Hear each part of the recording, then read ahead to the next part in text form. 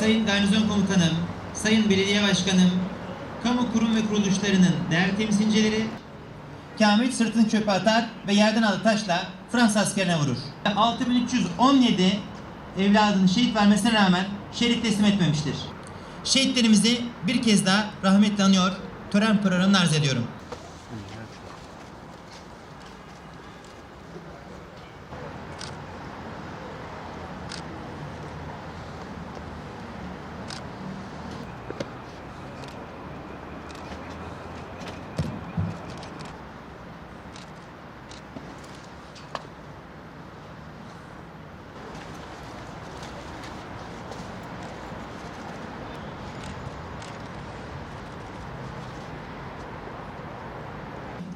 Büyük Önder Gazi Mustafa Kemal Atatürk, kıymetli silah arkadaşları,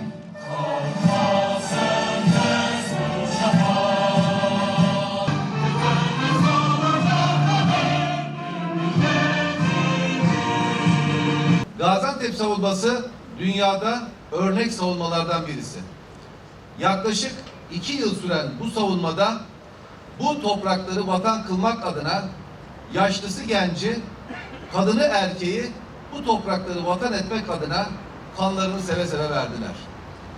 Atalarımızın bize anlatmış oldukları o hikayeleri biz dinleme imkanına sahip olduk. Ve bunları yüreğimizde hissettik. Maalesef son dönemde özellikle onların ahirete intikal etmesinden sonra biz çocuklarımıza, gençlerimize bu savunmayı tam manasıyla aktaramadığımız kanaatindeyim. Sevgili yavrularımız, bu toprakların vatan olmasında emek veren bu büyüklerimizi mutlak surette anmak ve bunu anlamak gereklileriniz var.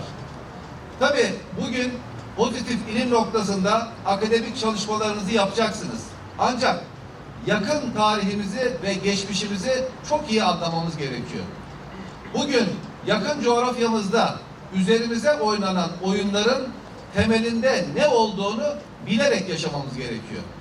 Evet, bu topraklarda atalarımız gerçek manada süngüleriyle açlıkla mücadele ederek bu toprakları bize vatan kıldılar. Bizlere de düşen bundan sonraki safhada yeni düzenin içerisinde teknolojinin, ilmin, bilimin ışığı altında daha ileriye bu ülkeyi taşımak. İnşallah bu sene bildiğiniz üzere Gaziantep'in kurtuluşunun 100. yılı etkinlikleri Cumhurbaşkanlığımızın himayesinde 29 Ekim'le birlikte başladı. Bu 2 yıllık süreç içerisinde yani Gaziantep savunmasının başlangıcından nihayete erişine, kurtuluş gününe kadar olan safhalardaki yapılan etkinlikler 100. yıl etkinlikleri çerçevesinde devam ettirilecek. Nice yüzyıllarda bu topraklarda barış içerisinde hür bir şekilde yaşamak dileğiyle hepinizi saygıyla selamlıyorum. Ben Antepliyim. Şahinim ağam. Mavzer omzuma yük. Ben yumruklarımla dövüşeceğim. Yumruklarım memleket kadar büyük. Bir sır var bu mavzerde. Attığım gitmez boşa. Çıktıkça çektim tetiği bismillahlarla beraber. Vurdum alnından kafiri. Bir türkü söylenir siperlerde her sabah. Vurun Antepliler namus günüdür.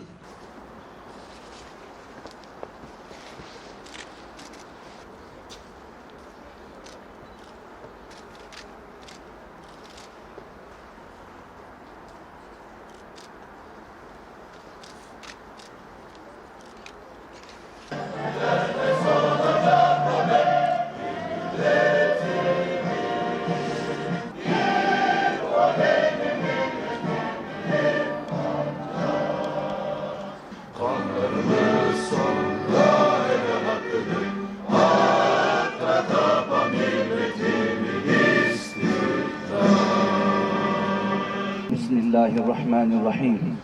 Elhamdülillahi Rabbil alemin. Gayemiz olan cennet ve cemalullahını cümlemize nasip ve müyesser eyle. Onlarımızı dindirtme. Anlı şanlı bayrağımızı gönderden indirtme. Allah rızası için El Fatiha.